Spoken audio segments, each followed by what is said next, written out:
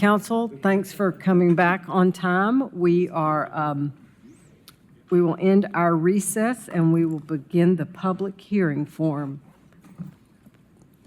Public hearing. Mr. Johnson, will you go ahead and call? Yes, our first speaker is Vivian Scheib.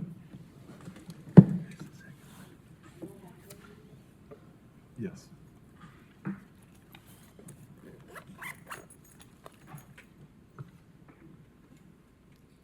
Good afternoon. I'm sorry I didn't see you earlier, or we could have had you come first. I didn't have my faraway glasses on, sorry. Yes. If you go ahead and turn on the mic and then give us your name and address for the record, and you'll have 3 minutes. Thank you so much. Thank you. Vivian Scheib, 3615 MLK Avenue, Knoxville, 37914. And I'm really just wanting to kind of reiterate what I talked about the last time I was here. Because right now is an opportunity to begin a solid foundation for some serious change to help our people. You know how I feel about the warming centers. You know we don't have enough. We didn't have enough in the last few years. We're definitely not going to have enough when winter comes back around, and it may start in November with relaunch being gone.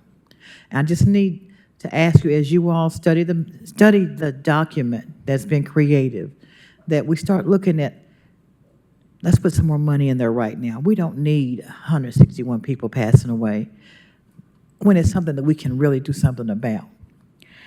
And as I was coming here, I was reading about the G10, you know how I call it the party bridge. The G10 is being developed down here, right down the hill, you know, millions and millions and millions of dollars to make that a big party district. And the city over the years will put money in that. If we can plan and think ahead to make a place for people to party, we need to be able to plan and think ahead for people who are homeless and mentally ill and houseless. We can do that. These are our dollars, and they don't always have to go for entertainment. We are like the entertainment capital of the world, what we're becoming. We need to make sure that we need monies in here, just like we're planning. We're planning for millions of dollars. I know I came before y'all a few years ago, before y'all got here, before any of y'all got here. And I said, when they didn't get that first $25 million, I asked, can we have $1 million for the homeless? And can we have $1 million for the mentally ill? And they don't tell me, oh, we're going to get that party. That's going to happen, okay? So if you have that kind of certainty that that's going to happen years ago, let's have certainty we're going to help our people now. I keep seeing more and more homeless pushing buggies. Those are homes, blankets piled up this high. And now you're seeing them with their families walking beside them. We got to do something. We wasted 10 years where we did not build. 10 years that we didn't do the kind of building we need. Now we got 75,000 people projected to move here by 2040. We know they're coming. They're coming. They've got money. They'll have a place to stay. Our people won't. I'm just asking, help our people. You have the opportunity. Let's make a difference. Thank you. Thank you.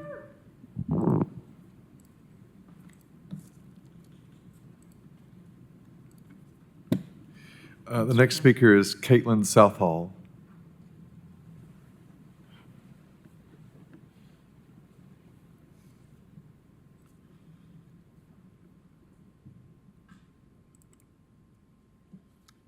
Good afternoon.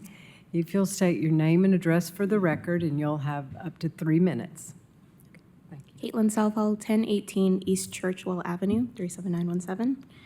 And I'm here to speak on the noticeable lack of cooling shelters in the budget for this 2026-27 budget. Specifically, I remember there being about 2 months ago in February conversation about a resolution that was in City Council relating to warming shelters and cooling shelters. And it seemed like even if there wasn't consensus on passing that, there seemed at least to be like a care for our community members who are affected by those issues.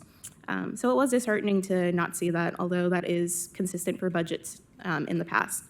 Last year, when I was looking for information for my community members who didn't have anywhere to go when we had heat waves going on and record high temperatures, The only information that seemed to be posted by city and county officials was to go to public libraries and public-facing buildings.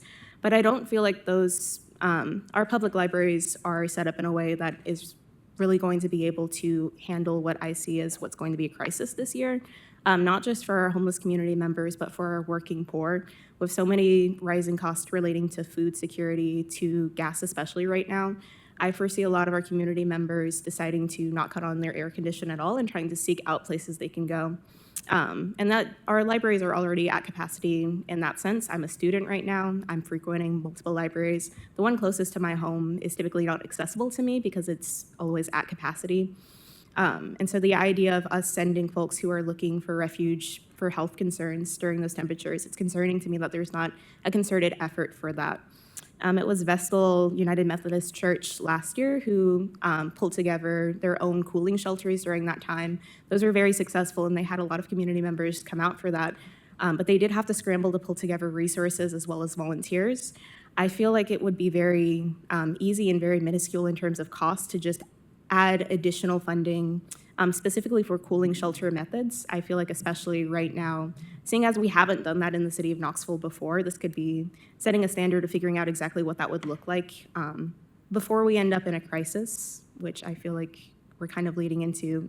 Our temperatures are going to continue to rise year after year, and if we don't have anything put in place to be able to combat that, I do foresee the same critical issues that we're having during our winter months with the with folks passing away happening in our summers as well. And I do feel like that's completely avoidable and that we can post funding towards that. I yield my time. Thank you.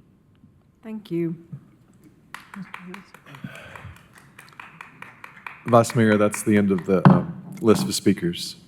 Thank you. Without objection, we are adjourned, and I will see you all again on Tuesday night at council meeting.